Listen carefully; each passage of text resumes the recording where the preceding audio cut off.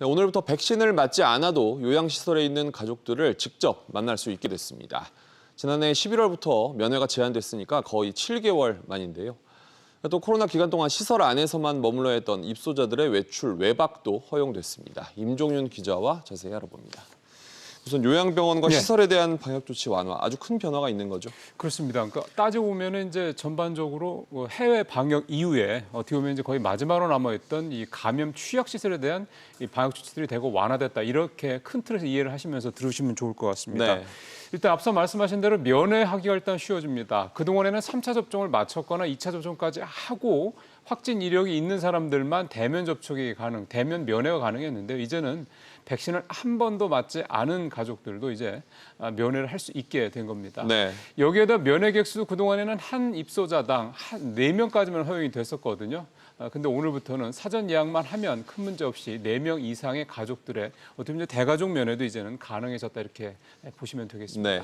또 시설에 들어가 계신 분들이나 거기서 일하시는 분들에 대한 방역도 완화가 됐는데 어떤 것들의 변화가 있습니까? 좀 나눠서 보면요. 지금까지는 특별한 외래 진료가 있어야만 이 허용이 됐었던 입소자들의 그 외출 외박이 오늘부터는 4차 접종을 마쳤거나 2차까지 맞은 뒤에 확진이 됐었던 입소자들에 한해서 언제든지 외출 외박이 가능해졌습니다. 이제 네. 어떻게 보면 거의 뭐 시설 안에 갇혀 있다가 이제 어떻게 보면 풀려난 이런 상황이 된 거고요.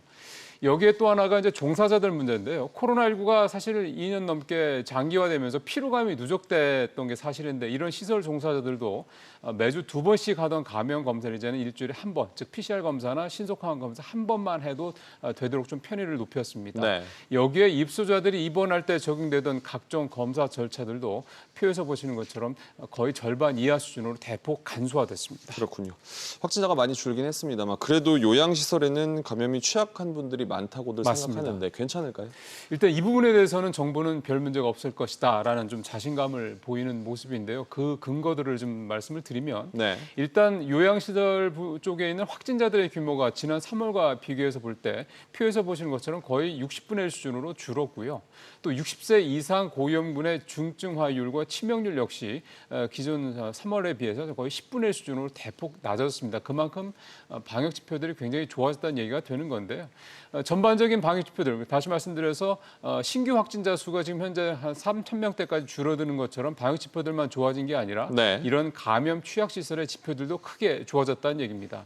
하지만 그럼에도 불구하고 정부는 이 재유행과 재조합변이 유입 등 변수들을 감안해서 이런 요양시설을 방문하더라도 그동안에 시행했던 면회 전 사전 검사, 즉 음성이라는 걸 얘기를 하는 거겠죠. 또 사전 예약제, 음식물 섭취 금지 이런 등등의 방역 수칙은 그대로 유지하겠다라고 밝혔습니다. 그렇군요. 임종윤 기자였습니다.